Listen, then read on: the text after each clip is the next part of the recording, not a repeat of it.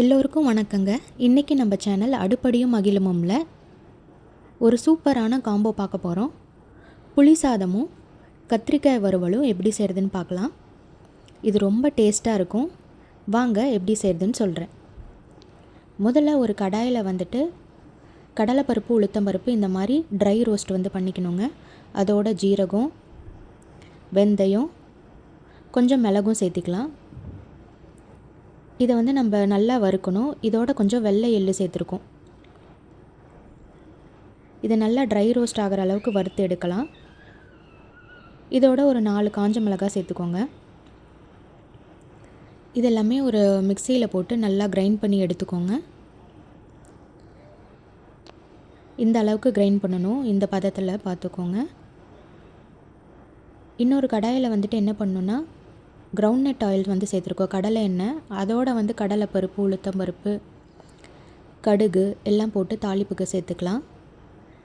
இதோட வெந்தயம், கொஞ்சம் பெருங்காயம் சேர்த்துருக்கோங்க. இது நல்லா பொரிஞ்சு வந்ததுக்கப்புறம் இதோட கருவேப்பிலை, காஞ்ச மிளகாய் கொஞ்சம் சேர்த்துக்கோங்க.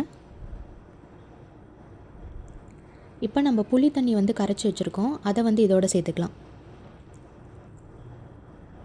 உங்களுக்கு தேவையான அளவு கல் உப்பு சேர்த்துக்கோங்க. சாதத்தில் உப்பு ஆட் பண்ணல, அதனால் அதுக்கேற்ற மாதிரி நாங்கள் இதில் உப்பு சேர்த்துருக்கோம்.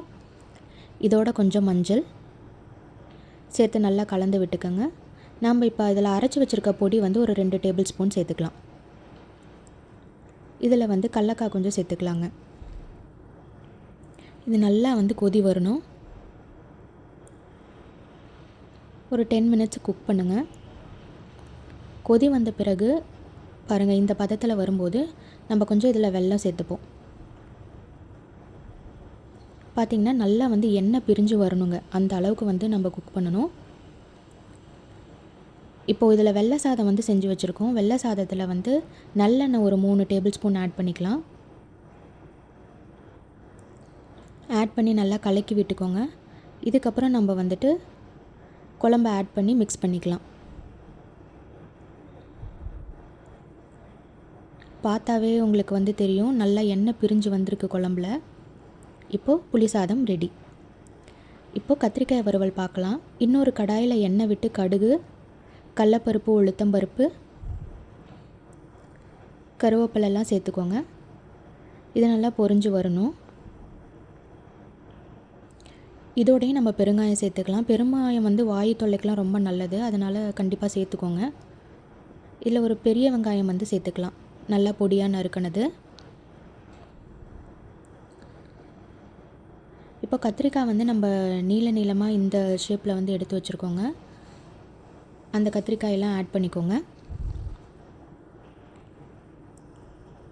இதோட கொஞ்சம் மஞ்சத்தூள், அப்புறம் உப்பு சேர்த்துக்கலாம். இஞ்சி பூண்டு பேஸ்ட்டு 1 ஸ்பூன் மட்டும் போட்டுக்கோங்க. இதில் நம்ம குழம்பு மிளகாய் தூள் ஆட் பண்ணியிருக்கோம். நல்லா இந்த பதத்துக்கு நம்ம நல்லா வறுக்கணுங்க. இதோட நம்ம புளி சாதத்துக்கு செஞ்சுருக்கோம்ல, அந்த பொடியே 1 ஸ்பூன் போட்டுட்டு, அது மட்டும் இல்லாமல் கடலக்காய் நம்ம வறுத்து அரைச்சி வச்சுருக்கோம், அது 1 ஸ்பூன் சேர்த்துருக்கோம். இப்போ இதில் கொத்தமல்லி கொஞ்சம் போட்டு இறக்குனீங்கன்னா வறுவல் ரெடி. இதை எல்லோரும் ட்ரை பண்ணி பாருங்கள். இன்னொரு நல்ல வீடியோவில் உங்களை சந்திக்கிறோம். நன்றி.